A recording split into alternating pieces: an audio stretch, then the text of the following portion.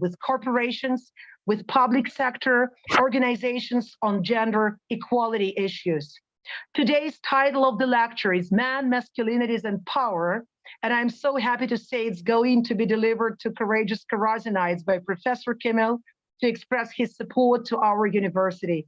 We are so grateful and so honored.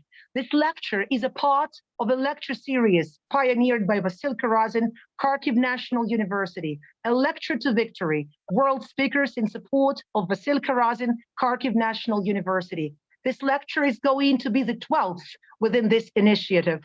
And I would be very happy to step down in favor of the person without whose inspiration, assistance, faith, power, and fantastic talent I would never ever be able to do my little input into the event. I would like to welcome our dear guest, the constant visitor of all the lectures we have held, dear Professor Olena Sergeyevna, the Dean of Sociology School of Vasil Karazin, Kharkiv National University, a member of the European Sociological Association and International Sociological Association, the member of the board of the Sociological Association of Ukraine, the head of the research project ARDU.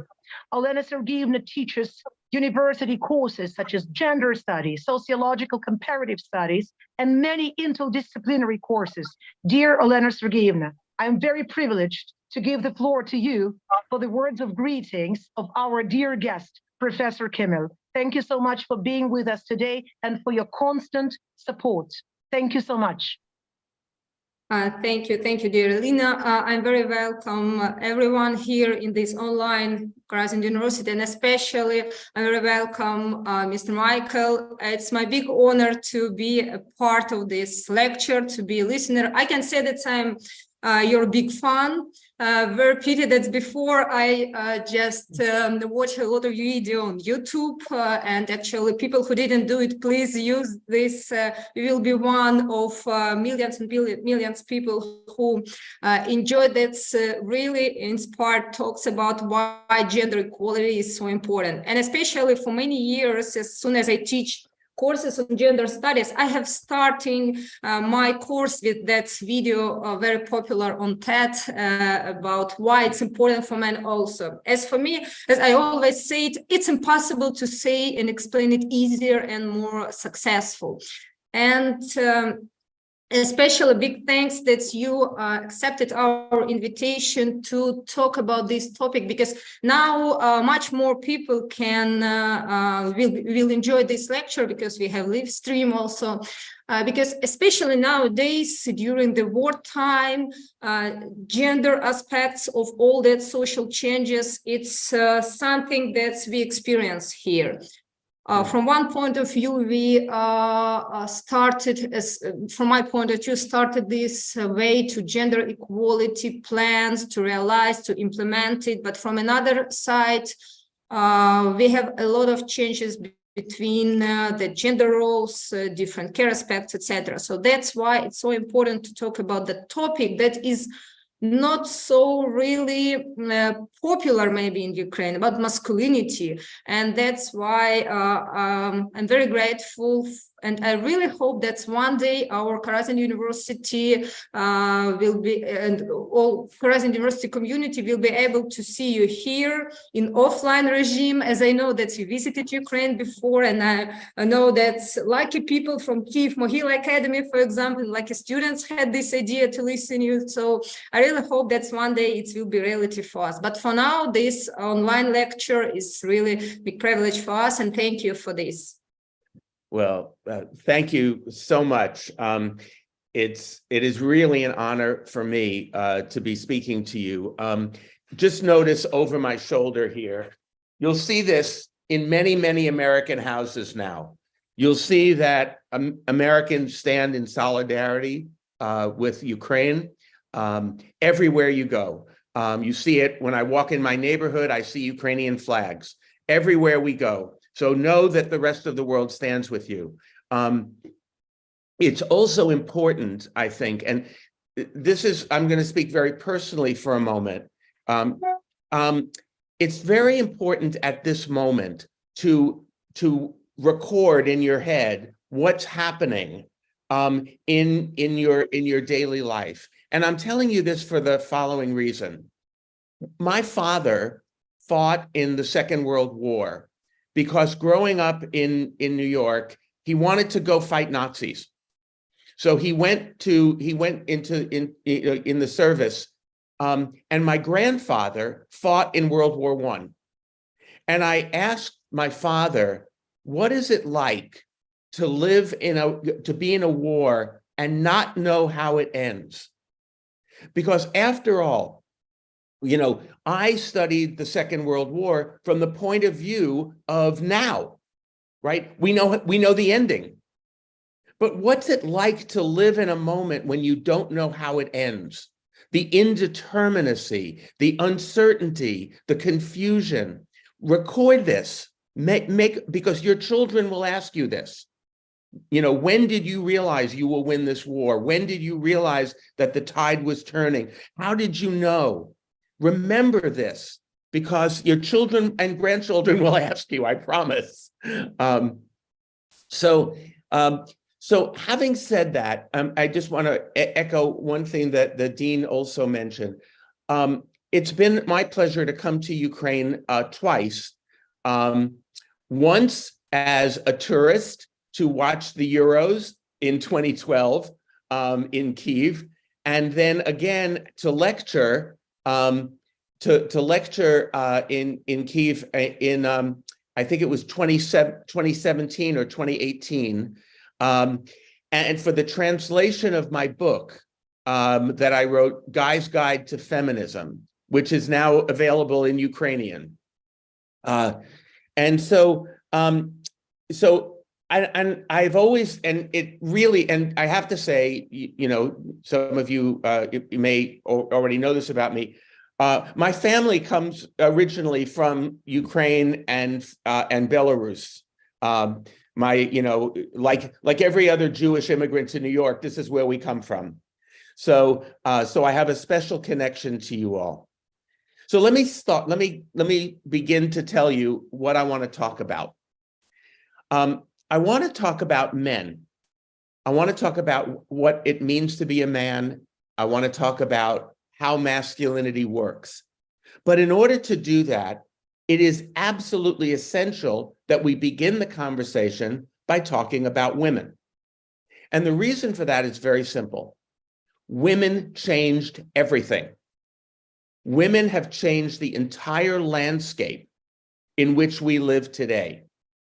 That, in many senses, what I was saying before about, how do you, asking what it's like to be in the moment and not know how it ends.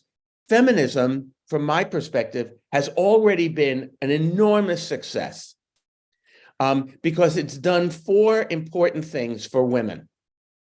The first thing and so I believe there's been a gender revolution already, and that now we are responding to that revolution, and that the revolutionaries have been women. Let me explain why. First, women made gender visible. We know today that gender is one of the organizing principles of social life. We know today that gender is one of the fundamental bedrocks of your identity. We did not know this 50 years ago. If you went to a university 50 years ago and looked at the course catalog and said, where are the courses on gender? There would have been no courses. In my field, sociology, there would have been one course, marriage and the family, right? The ladies' auxiliary of social science. But today there's women's studies courses, gender studies courses at virtually every university in the industrial world. Women did that. Women made gender visible. That's the first thing. The second thing is that women have changed the workplace fundamentally. I guarantee you that the workplace you will enter in the 21st century will be virtually unrecognizable to your grandparents. Women have entered the workplace in unprecedented numbers. Don't believe me? Look at the professor who just introduced me. Look at the dean who just welcomed me, right? Women have changed the workplace. Women make up close to half of the labor force. So that's been an enormous change. And that's led to a third area of change in women's lives, and that is the balance between work and family. Not that long ago, ask your grandmothers. Women believed that they had to choose between having a career and having a family. Today, you all, the women who are listening to me now, you are not interested in making that choice. You want to have a working life and a family life, and you are not willing to make that choice. And this has enormous implications for men as well. And the fourth area of change in women's lives, this is the hardest one for men to get to understand. The fourth area of change is around sex. Because women have changed the sexual landscape. And I guess the easiest way to describe this is to say today, women feel entitled to pleasure. Women know that they can like sex, want sex, go for it. This is revolutionary. Think about the old ideas of the Victorian era, where women were supposed to close their eyes and think of England. The idea that women were, didn't actually enjoy sex, they just did it to please men. Completely different. So these are the four biggest areas, and think of it. This is everything: identity, work, family, intimacy. Women's lives have changed completely. So what are the implications of these changes? So while women's lives have changed so much, what's been happening with men? Now, I know what you're thinking. You're probably thinking to yourself, not very much. And that's partly true. I think men's lives have changed a lot. But what hasn't changed very much, is the ideology of masculinity, what we think it means to be a man.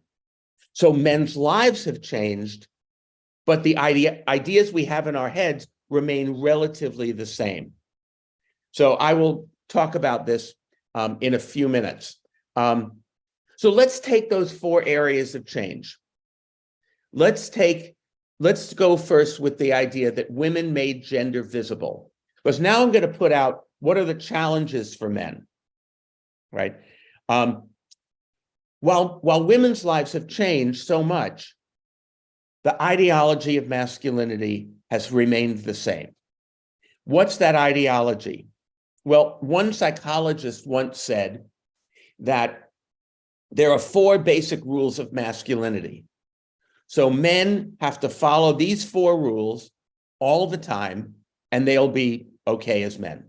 The first rule, these are expressions, they're colloquial, so I'll explain them. The first rule is no sissy stuff. The rule is you can never do anything. A sissy is somebody who's feminine, right? So it means you can never do anything that even remotely looks like femininity. Your masculinity is the repudiation of femininity. That's number one. We are everything women are not. That's number one. Number two, be a big wheel. You know that expression? A big wheel makes a lot of, what makes a man is that he's rich, powerful. So being a big wheel is about wealth and power and status. Third rule, be a sturdy oak, like the tree, right? What makes a man is that he's reliable in a crisis. What makes him reliable in a crisis is that he resembles an inanimate object, a rock, a pillar. So never shows feelings, sturdy oak. And the fourth rule, give him hell. Always have an aura of daring and aggression. Go for it, take risks. Those are the four rules. So I want to take those four rules and pair them up with the 4 areas of change in women's lives to talk about some of the issues I think we're facing.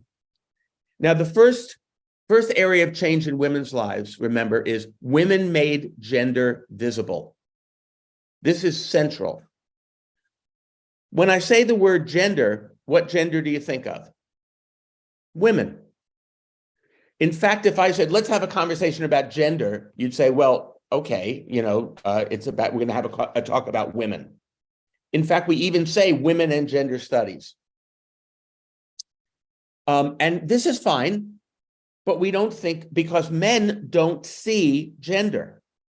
We don't see how gender affects us. To men, gender is relatively invisible. And that's political.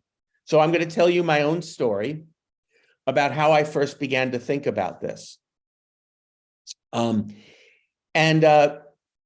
This was a story that takes place when I was in graduate school. So it gives you an idea of how long ago this was. But when I was in graduate school, a few of us got together because there were no courses in feminist theory. So we decided we would have a little study group. So every week, 11 women and me would get together. We would read a text in feminist theory and talk about it. So one day, I witnessed a conversation between 2 of the women in that study group. One of the women was white and one was black. And the white woman said, now again, this is a long time ago, so it wouldn't happen quite this way now. The white woman said, all women face the same oppression as women, and therefore all women have a kind of solidarity or sisterhood. And the black woman said, I'm not so sure. Let me ask you a question. So the black woman says to the white woman, when you wake up in the morning and you look in the mirror, what do you see? And the white woman said, I see a woman. And the black woman said, you see, that's the problem for me. Because when I wake up in the morning and I look in the mirror, she said, I see a black woman. To me, race is visible. But to you, race is invisible. You don't see it. And then she said something really startling. She said, that's how privilege works. Privilege is invisible to those who have it. It is a luxury, I will say, to white people not to have to think about race every split second of our lives. So now remember, I was the only man in this group. So I heard this conversation and I went, oh no. And someone said, well, what was that reaction? And I said, well, when I wake up in the morning and I look in the mirror, I see a human being. I'm a generic person. I'm a middle-class white man. I have no race, no class, no gender. I'm every man. I'm universal.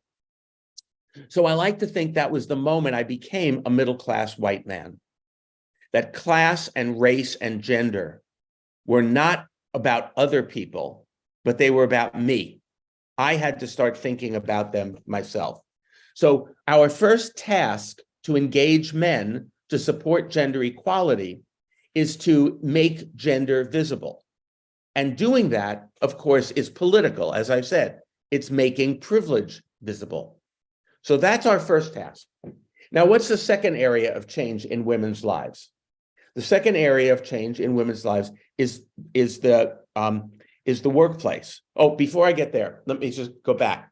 So when we make, let me just say, as in academia, when we make gender visible, we also have to remember that there's also class, race, sexuality, age, region, religion. So in academia today, we don't talk about masculinity as a singular that every man must experience, but rather we talk about masculinities, plural, to talk about the different ways different men situated differently will experience masculinity. So that's very important. So we have this idea of masculinities, horizontal. At the same time, we also have to recognize that masculinity is vertical, that some men have power over other men. patriarchy is a dual system of power. Men's power over women, some men's power over other men, heterosexual men over gay men, right? White men over men of color, upper class men over working class men. So we know that masculinities, plural, is also hierarchical. So that will lead me to my discussion in a few minutes about power. So the second area of change in women's lives is the workplace. And here I think our challenge is how men experience women's entry into the workplace. As I said earlier, this is not your grandfather's workplace any longer. The jobs that you will go into will be jobs in which there are women alongside of men. There's virtually no field that there are not women and men working together. So how are some men experiencing this? And here's the second challenge, I think. Again, I'll tell you a story. I was on a TV show some years ago, a talk show in which I was there to speak to 4 white men who believed that they, white men, were the victims of reverse discrimination in the workplace, right? Affirmative action is reverse discrimination against white men. And I was there to respond to them. You may not know this. I find it amazing to even say it. A higher percentage of white people in America believe that they have experienced racial discrimination than Black people. A higher percentage of white people than Black people, more white people than Black, believe that they, white people, have experienced racial discrimination. It's quite amazing, but that's true. So, welcome back. So I was on the show opposite 4 white men who believed that they were the victims of reverse discrimination. And these men all talked about how they were qualified for a promotion, qualified for a job. They didn't get it. They were really angry. And the reason I'm telling you this story is I want you to hear the title of this show. The title was a quote from one of the men. And the quote was, the title was, "A Black Woman Stole My Job." And they all told the story. I was qualified for the job. I was qualified for the promotion. I didn't get it. I'm really angry. So then I was supposed to speak. And I said, I have just one question for you about the title of this show. A Black Woman Stole My Job. Actually, it's about one word in the title. I want to know about the word my. Where did you get the idea it was your job? Why isn't the title "A Black Woman Got the Job" or "A Black Woman Got a Job"? Because without confronting men's sense of entitlement, we'll never understand why so many men resist gender equality. Because we think this is a level playing field. So any policy that tilts it a little bit, we think, oh my God, it's water's rushing uphill. It's reverse discrimination against us. So I think that this is a challenge, again, to engage men to support gender equality. And that is, of course, that sense of entitlement. We need to make gender visible, and we need to challenge that sense of entitlement that these are our jobs that someone else is getting. Now, so when we talk then about, and then now the third area of change, balancing work and family. Third rule of manhood, be a sturdy oak.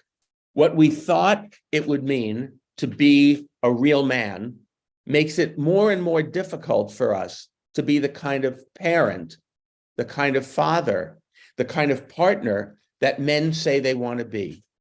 One of the biggest changes, in fact, in men's lives over the past, say, 50 or 60 years has been men's involvement in childcare. Today, I'll put it this way.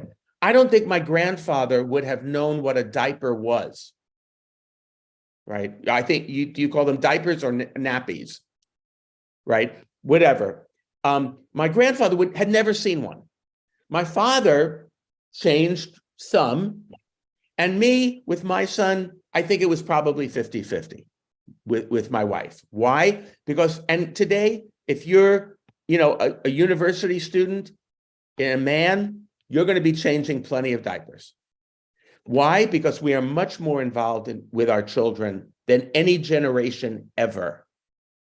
The ideas that we have about masculinity don't serve us in this respect. And I think that's important because I think this is another way to engage men. Another way to engage men is as parents, because we are not just men. We are also fathers, grandfathers, sons. There's not a man alive in the world who doesn't have a loving relationship to a woman who birthed him, right? We all know, every one of us, every man alive knows what it feels like to love a woman and want her to thrive. We all know this because we're fathers, because we're sons, because we're grandfathers, grandsons, because we're brothers and cousins and uncles and colleagues and friends. We all know that feeling. I often say this to my friends. You want to meet a male feminist? You want to go out and meet a male feminist? Here's how to do it. Talk to a man whose daughter just hit puberty. Because he's going to say, oh my God, there are boys out there who are looking at my daughter the way I was taught to look at women. This has got to stop right now. You want to meet another male feminist? Talk to an older man whose adult daughter has experienced discrimination in the workplace. And he'll say, I had no idea this was going on. We've got to stop this. We know this. We know what it feels like to support women, to love women. We just have to do it more in public than we currently do. So, and the final area, and again, this is, this is the hardest one for men to get around sexuality, is that the very ideas we have about sex, and that fourth rule of manhood, give them hell, always be aggressive, always go for it, now actually could get us in trouble. So it seems to me that on all these four dimensions, on all four of them, the changes in women's lives have actually created an opportunity for men to live the lives that we want to live. Now, as I said earlier, I'm going to shift a little bit now, and I'm going to try to get inside the masculinity idea for a moment. As I said earlier, masculinities may be horizontal, but they also are hierarchical. Some men have power over other men, just as men as a group have power over women. Now, this is interesting because if you say to men, that the old feminist ideas, the idea that, men have power, men have to give up the power. Have you heard this kind of phrase? Men have to give up the power. Men will say, what are you talking about? I have no power. My wife bosses me around. My kids boss me around. My boss bosses me around. I'm completely powerless. So it seems to me that this is something that we need to address directly. This notion that men feel powerless, despite the fact that men as a group have power. All that power in the world has not meant that individual men feel powerful. Why is this? Why is it that men feel powerless? Because even though men have so much power at the top. Well, let me try and explain this. This is an exercise. I'm going to describe now I think maybe some of you may have heard this before. I'm going to describe now something that I do as a workshop with young men. I've done this all over the world. I've done this in Britain, Australia, South Africa, across the United States. And even once, for a short while, I talked about this in Kyiv a few years ago. And it's a question that I would want to ask men. So I'll describe it to you rather than ask you to respond to me. When I ask, I recently did this at West Point, which is our American military academy, the premier military academy. And I asked the men this question: what does it mean to be a good man? Think about that phrase, good man. What does it mean to be a good man? And here's what men say. They say things like honor, duty, sacrifice, doing the right thing, standing up for the little guy, being responsible, being reliable, being a provider, being a protector. You can pretty much figure this out.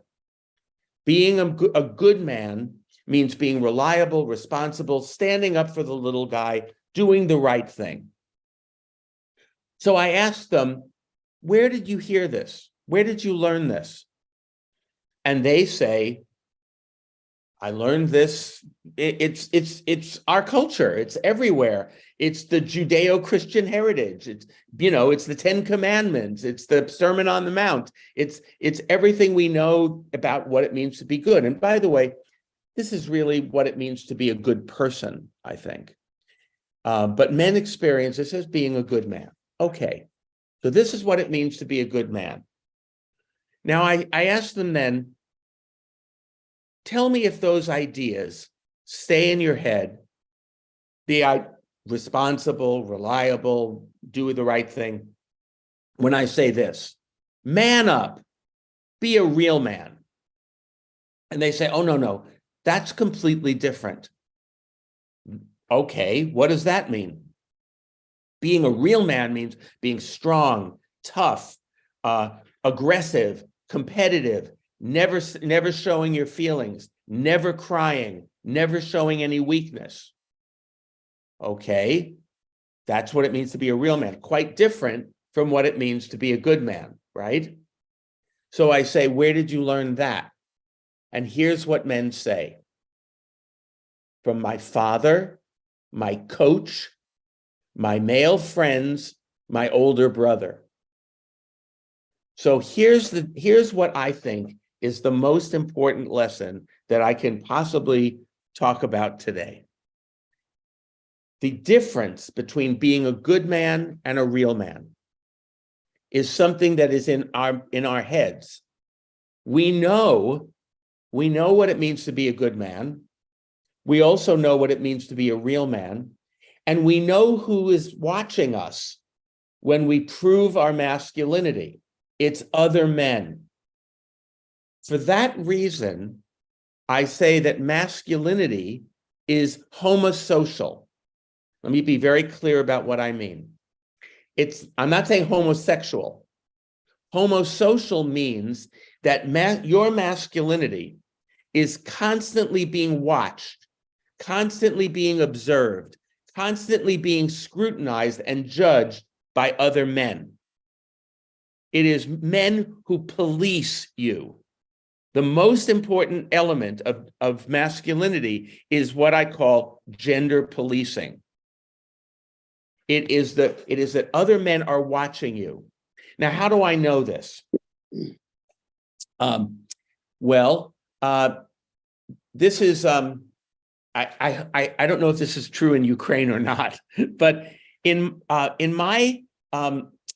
I was in middle school, so say around 11 or 12 or 13 years old, we boys would walk up behind someone and we would say, look at your fingernails.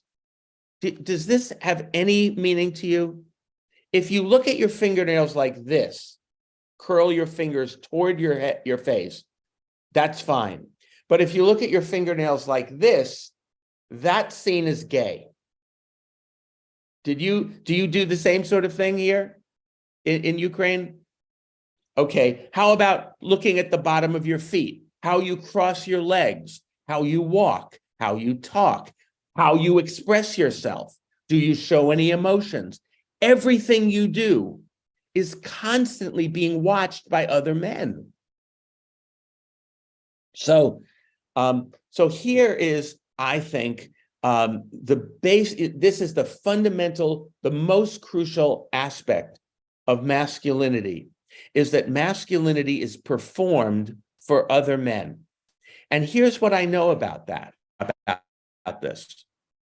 There will be times in life, in every man's life, when he will be asked to betray his own values, his own belief in all other men, that he's a real man. You will be asked to not do things that you don't want to say, to prove to other men that you're a real man. Let me give you an example of this.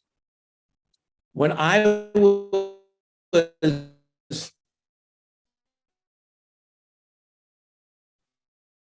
again, this is back to middle school.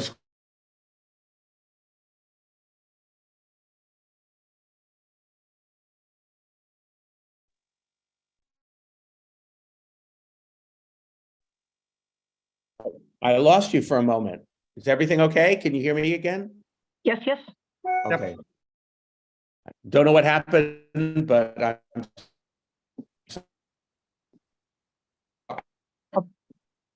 I'll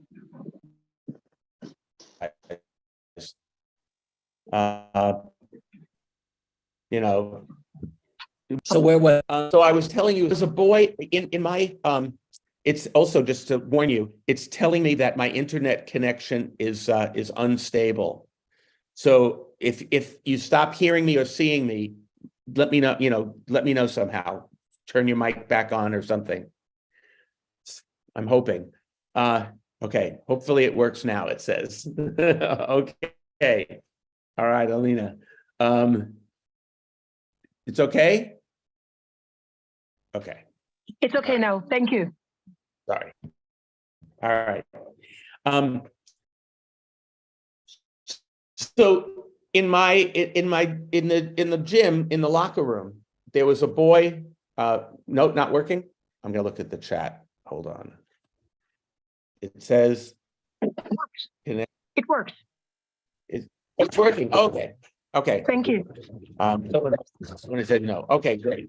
Thank you. So my locker and his and another boy's locker were next to each other, and he was always the target of the bullies.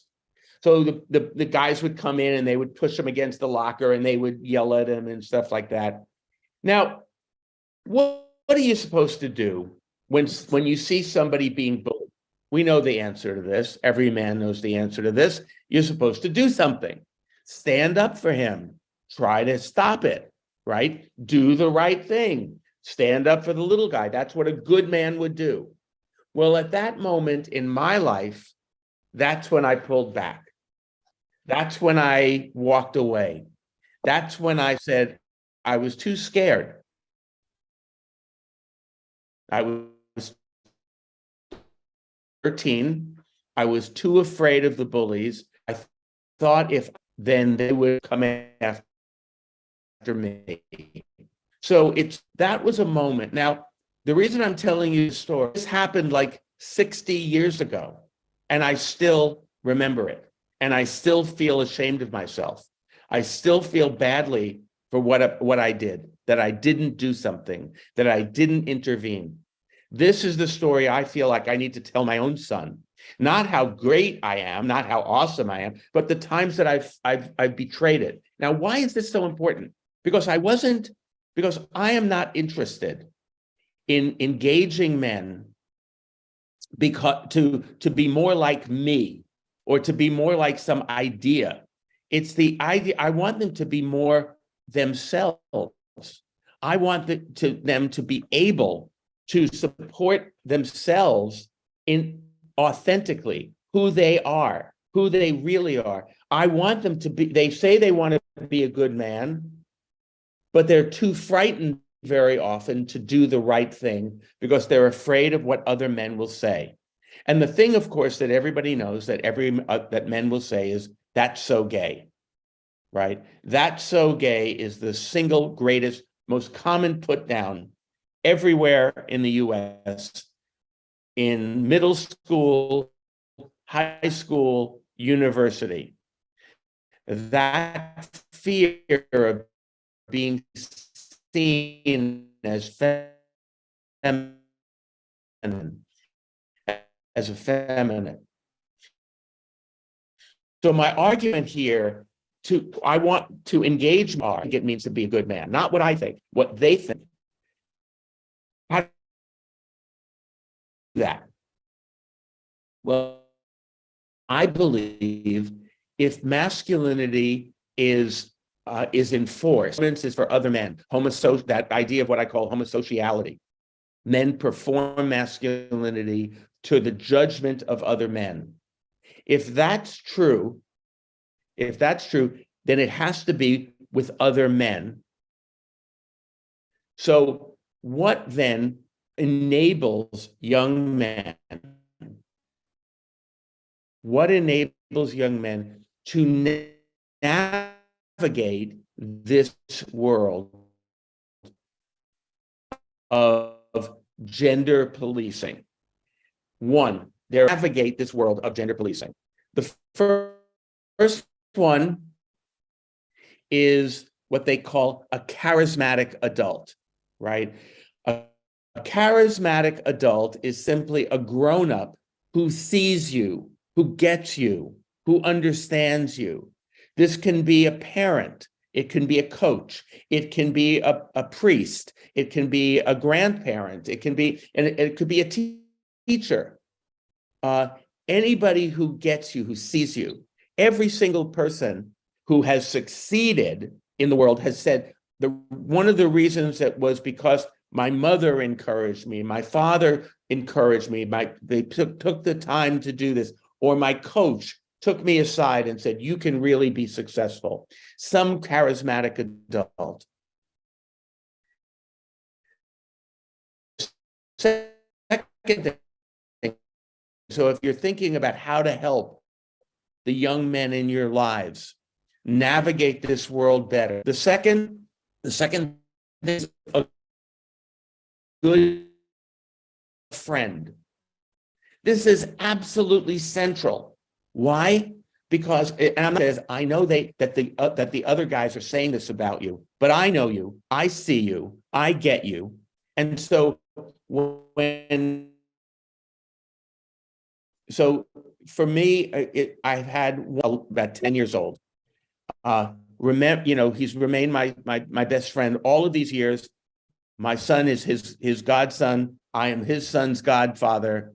It is, and that idea that you have one friend, you can make it with one good friend who can give you the validation that you need.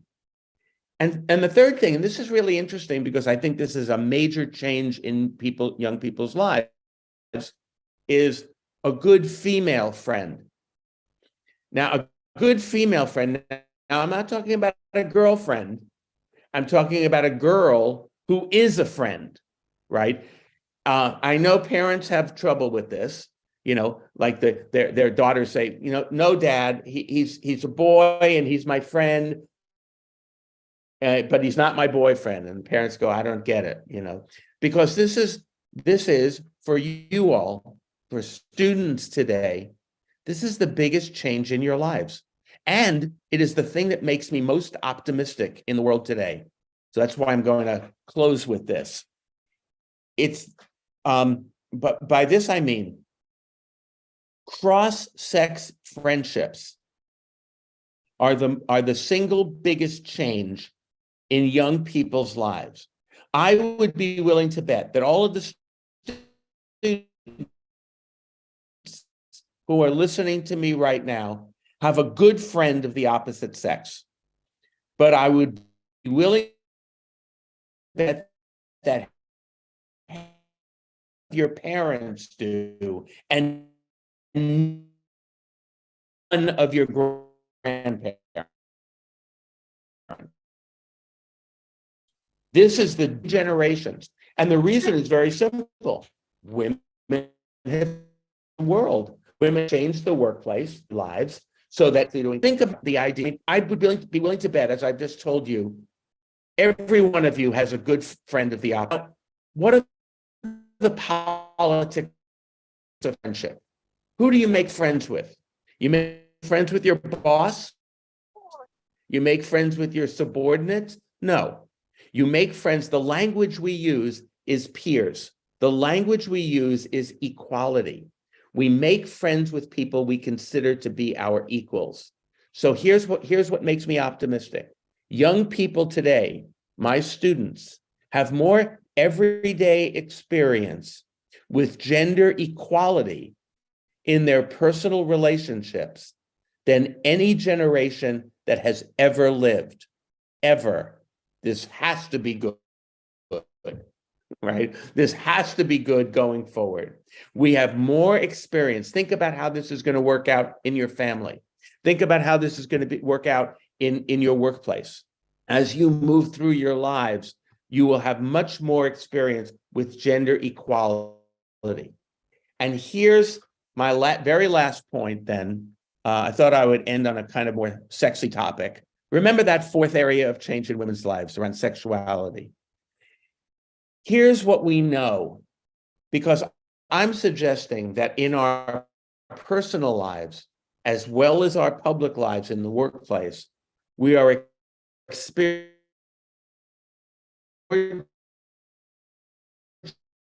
equality today than any generation that has ever walked on the face of the earth. And that this is on men's participation in family life. The data on this, how are we doing? Okay, I just got another note that we're unstable. Everything all right? A little bit from time to time, but now seems to be good. Okay, good. So let me just conclude with this then. The more equal our relationships at home, in our home lives, the more equal our relationships. By that, I mean, the more we share housework and childcare, the more equal our relationships, the better it is for everyone. Let me be clear what I mean. Number one, the more equal our relationships are at home, the better our children do in school. The data on this is absolutely clear. When men are more egalitarian at home, when they share housework and childcare, when men share housework and childcare, their children do better in school. They have higher rates, they have lower rates of absenteeism, higher rates of achievement. They're less likely to be diagnosed with ADHD or any other psychological problems.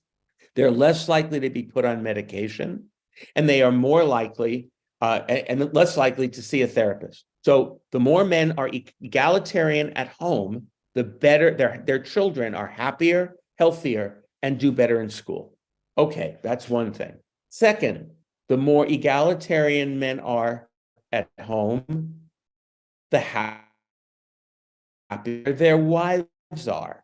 Well, yeah, of course, that makes sense. Not only that, the healthier their wives are.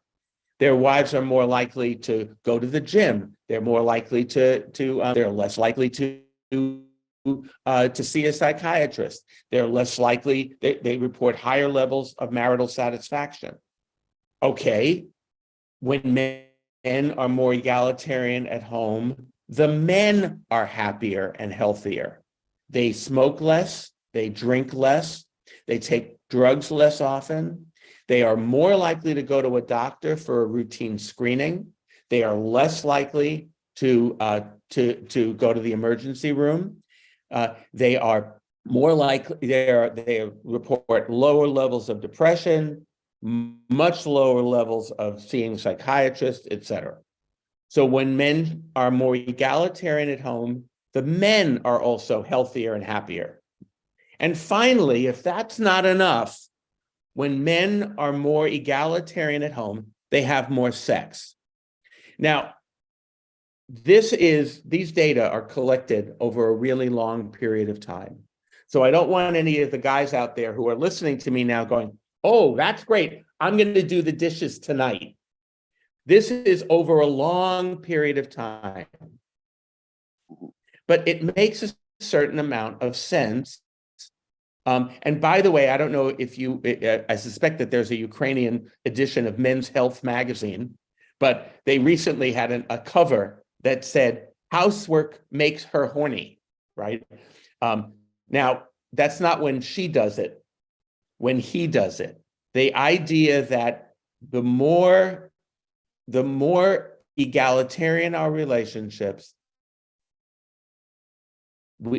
children do better, women do better, men do better, and our lives better. So I'm making an argument to you, and that's final, that gender equality, number one, we are becoming every day more and more gender. In fact, it will be astonishing if women suddenly said, you know what, the men are right, let's go home. That won't happen. So greater gender equality is in.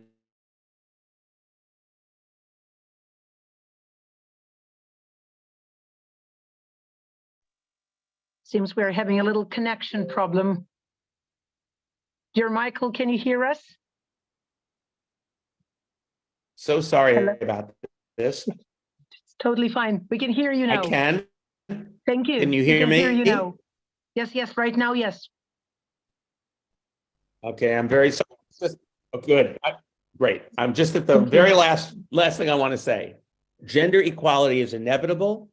Gender equality, but it's not only not a bad thing for men, but it may be the best thing that we've ever experienced, because greater gender equality will enable men to live the lives we say we want to live. The good man is able to resist the gender policing of the real man and emerge as a more authentic and complete human being. So gender equality, the last thing I want to say, gender equality is not a problem for men. In fact, it's the solution to the problem. So thank you very much. I'm sorry to have all this in our recording, but that's what I wanted to say. Thank you so much, dear Professor Kіммел, dear Michael. Thank you for the pleasure. Thank you for such a amazingly thought-provoking conversation. I'm sure our audience is willing to proceed with their questions. We've had such a share of thoughts and such a stimulus, such a fascinating evolution that you've described. My dear colleagues, my dear friends, dear Karazin academic community, would you like to join in with your questions? We're immensely thankful for this great time. Dear Professor Muradyan, Olena Sergeyevna, the floor is yours. Would you please, your question? Thank you so much. Yes, dear Professor Michael, thank you so much for this lecture. And in my mind, I think this is a question that's probably heard many times, but for me, I don't know the answer still. Even there is two questions. First is maybe more simple. In Ukraine, as you know, quite complicated, or not just Ukraine, maybe all post-Soviet space, it's quite complicated to deal even with term gender sometimes, not with a sex as a male, female, but with a category gender. So, and not everyone is ready to use even this as a term. So what do you think? You told us that especially young generation, she's meet these gender equality issues a lot, but in this condition, how we can work on this gender equality topic if some part of the society are not accepting it as a term, how to use, I don't know, how we can explain it. And as soon as I have time. And one more question connected to the feminism. Many people judge feminists from the radical point of view, from the radical movement, yes? And point is that sometimes people judge feminism because they consist of radical feminism also. So how to deal with this stigma, how to explain people that feminism is not just about this approach or this way. Thank you. Yeah. Well, of course, I mean, this is, this is like where the conversation has to start. I think that young people are much more comfortable talking about gender and not simply about biological sex. For centuries, we assumed that biological sex and gender were united, were the same. But I think we've seen over the past generation or so, that this is no longer necessarily the case. That young people understand that sex and gender can be the same, but don't have to be. I think that gradually we're becoming more comfortable with it. I also want to say, and I think the same thing is true. I'll say something about feminism in a minute, but I think that it's gradual, that we're accepting that this is true, that we're accepting this because, once upon a time we believed that everyone was heterosexual. And then suddenly they were gay people and they were visible and they were saying, I'm your child and I'm gay. What do you make of this? And parents were saying, that can't be true. And now they're saying, you're my child, I love you. There's changes happening at the personal level. So I think we have to trust that. I think we have to trust that gradually the idea of gender is becoming more and more comfortable. And I think this is the point that you're trying to make. I think there's always going to be resistance. Not everybody is going to go along with change. Some people think it was better before, and they want to go back to the old way. Make America great again for white people, basically. So I think there's always going to be resistance, but I think the general movement is toward greater acceptance. And the reason that I do is because we're finding out that biological sex in some areas doesn't really matter. And that is, women and men can work side by side in offices, in construction sites, in the military, everywhere as equals. Okay, that's my first point. Feminism, the same thing. Feminism has it kind of has a negative connotation because it assumes several things. It assumes that feminists hate men and they want to replace men. They want power over men because men have power over women. This is, of course, completely wrong. It's far more true that feminists believe, quite simply, that women and men should have equal opportunity in both family life and in public life. That seems perfectly reasonable to me. So to the extent to which feminism means support for equality, I locate it squarely in the idea of America, right? The idea that America is an equal society, or it should be, or it's trying to be. The idea that, so I agree with you, feminism has a bad connotation because a lot of people think it's women are just angry at men or hate men or want to replace men. But I think it's worth holding on to it because it means simply that, that recognizing inequality and saying inequality is wrong. So I would hold on to the word. Okay, we have another question. Thank you so much. Hand. Thank you so much, dear Professor Kіммел. I would like to give the floor to my dear colleague, Professor Kukushkin, without whose support this project would not be possible. Dear Vladislav Valerievich, you're so welcome with your question. I'm giving the floor to you. Thank you for being with us. Thank you. Can you hear me? Yes. Thank you so much. Okay, thank you. Um, In Ukraine, stereotypically, it's believed. Barely, yeah. Go ahead. In Ukraine, stereotypically, it's believed that all men are obliged to know how to use weapons, how to use them if it's necessary, that all men should want to become heroes of the nations, to fight, to be ready to sacrifice their life for struggle. And the pressure is very great. And not all men have, let's say, have such qualities to lead this way of life, to be strong enough.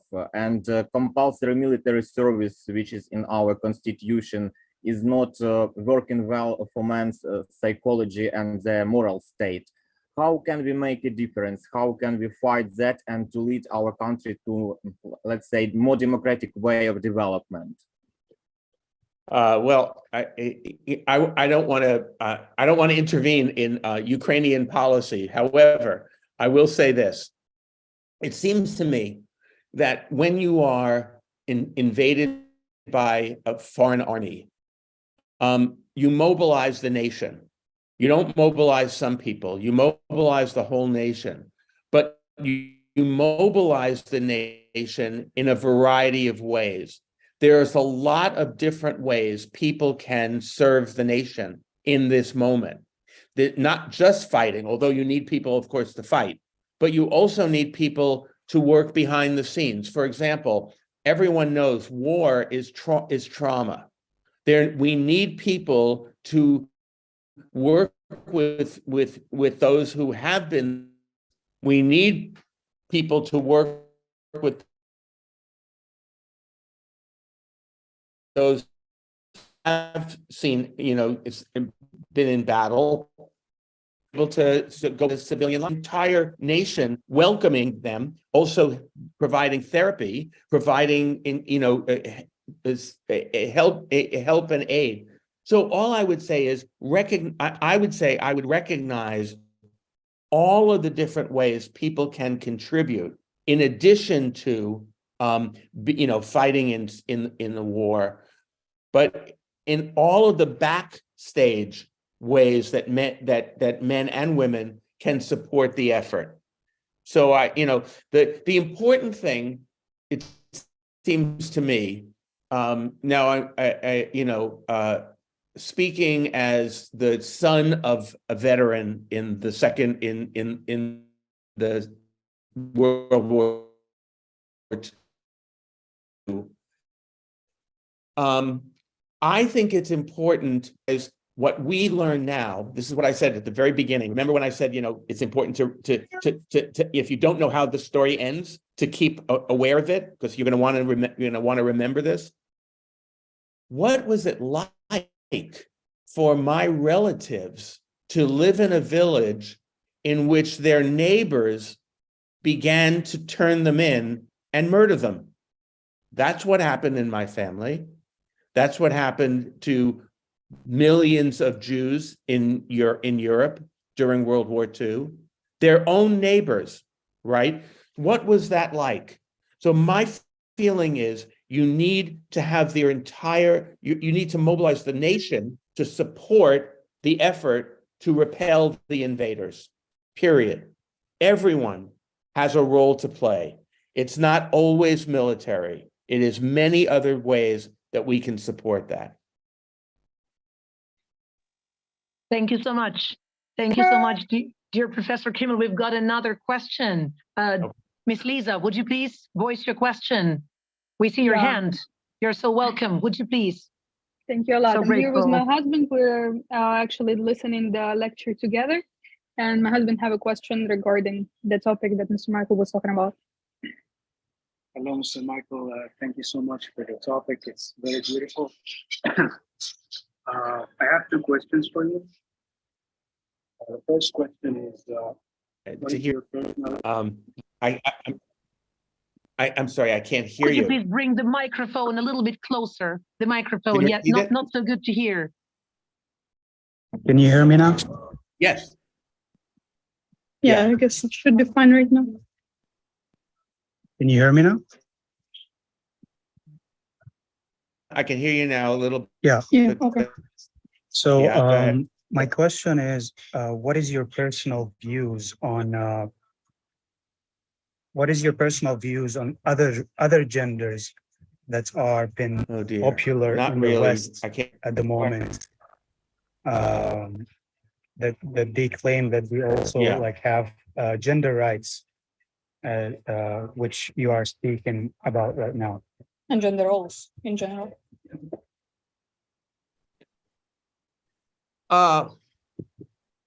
Okay. I think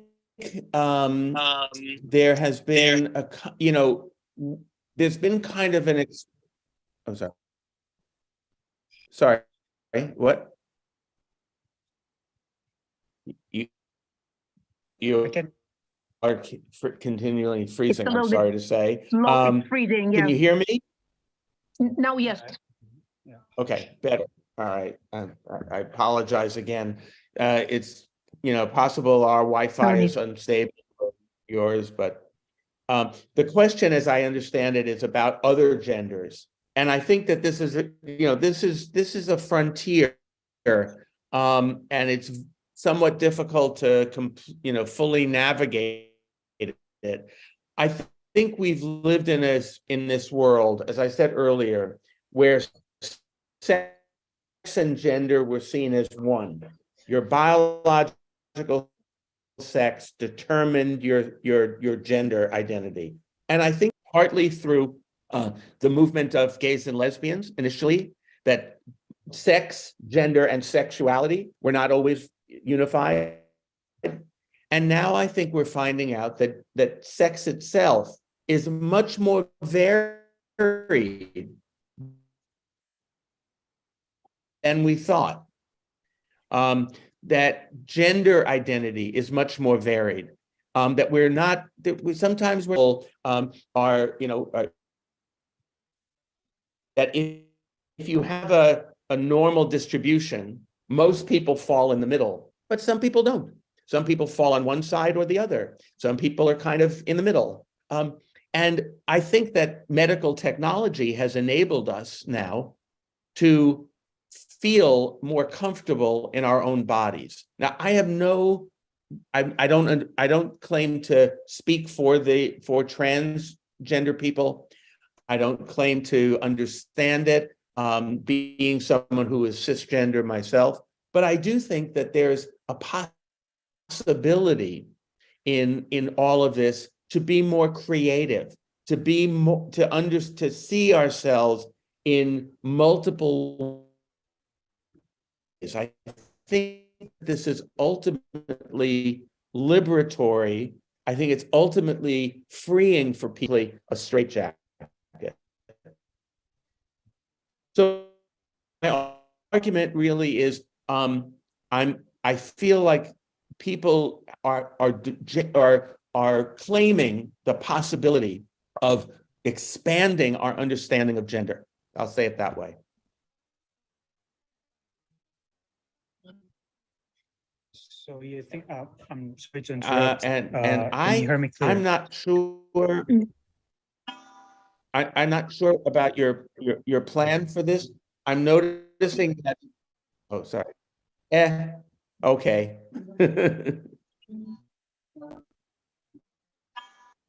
It's just breaking up.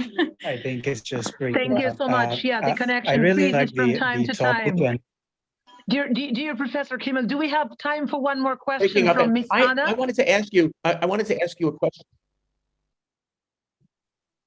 Okay. We can hear you now. Miss Anna, would you like to voice your question right now? Yes, thank you. Thank you very much for the opportunity. Thank you so much. Yeah, hello everyone, dear professor. Thank you very much for sharing your ideas and for the marvelous lecture. My question is as follows. From time to time, you can hear from the Ukrainian men that there's kind of matriarchy in the Ukrainian society. So they would say that some women are oppressing them. Like, for example, their mothers, like they've experienced some kind of dictatorship as children and as adults, sometimes they feel oppressed by their wives. Like, for example, they are supposed to give all the salary to their wives and they have no control over the money that they earn. And the compulsory military service that has been already mentioned by one of the previous speakers. So all of the arguments are used by some men in Ukraine to state that there is matriarchy in our society and there is no need for feminism. So there is like gender inequality, but not in favor of men, so that the men are the ones who are oppressed. My question is, did you hear anything of that kind, any arguments of that kind? And yeah, what do you think about it? Thank you very much. Sure. Thanks. Well, I wrote, one of my books is called Angry White Men, and it's a book about, and it's about so many men are angry about gender issues and other things, and group. The men write that women are oppressed men, that men are actually the victims of discrimination. And there's a short answer and a longer answer to the question. The shorter answer, the longer answer to the question is, of course, if you look at every workplace in Ukraine, I would suspect that you see men at the top and women at the bottom. I would suspect that in every hospital, more men are doctors, but the administrative staff are women. And so it's always this hierarchy, and that men are concentrated at the top and women at the bottom. So, yes, you know, the reason that you are supposed to bring your salary home and turn it over to your wife is because she's supposed to take care of the house and the children and all of the bills, et cetera. And that's the sort of traditional division of labor. And that's the division of labor that my grandparents had. So here's the question I would ask these men.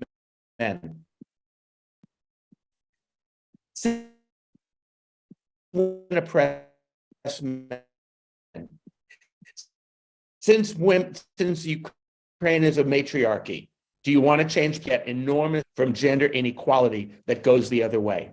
And that's what I was saying before about that idea of entitlement. You would not want to change places with them. So how are we? Thank you so much. Thank you so much. Dear Professor Kіммел, that's been an amazing time. We have strong faith and great hope that upon Victory Day, we are going to meet you in person and welcome you at Vasil Karazin Kharkiv National University, and you will keep this tradition of visiting Ukraine. And we will have the privilege and honor of welcoming you.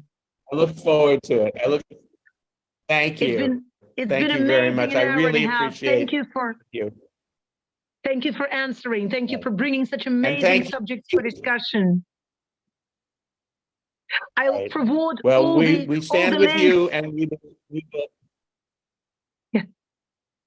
I'll forward all the links to the Dean of Sociology School, and I hope that this first lecture will be the beginning of fantastic cooperation. Thank you so much. Dear friends, dear Karazin academic community, thank you. I think we express sincere words of gratitude. Yeah, this is the time, and we welcome every further chance and possibility and opportunity to meet dear Professor Kіммел again. Thank you so much for giving us so much food for thought. Thank you. Thank you. My pleasure.